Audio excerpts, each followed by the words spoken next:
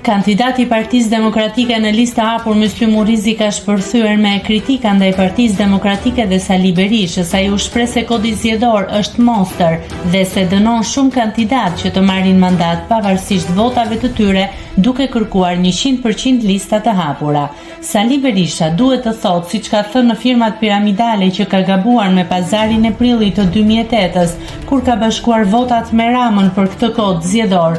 Duhet të dalë dhe ta thotë se më ka dalë llapalesh, duke e thënë në çdo mbledhje.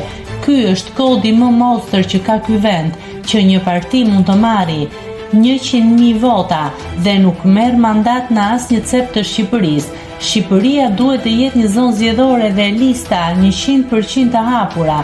Berisha bashkoi votat në korrik të 2024-s duke mashtruar me oertin dhe gazin, që është detyrimi i gjykatës kushtetuese. 0 detyrim ishte vendimi i gjykatës kushtetuese. Erdhi si pasojë e goditjes së Myslim Murizit. Unë e çova në gjykatën kushtetuese.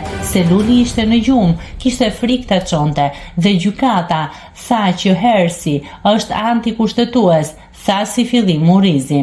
Më pas ai shtoi se 2 deri në 3 deputet të Partisë Demokratike në listë të mbyllur do të arrestohen dhe ai do të kalojë në parlament.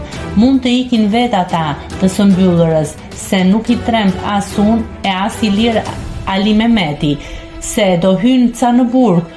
Ja, po e them tani, dhe nuk i fus në burgun, por do i fus llumi i vet. Shumë informacion. A kam gënjur ndonjëherë tani këto 10 vite? Mbaje si bast, shtoi Murizi. Nëse klikoni mbi butonin subscribe, do t'ju shfaqen të gjitha publikimet tona. Ju ftoj t'i bëni subscribe kanalit, të pëlqeni videot dhe të lini komentin tuaj.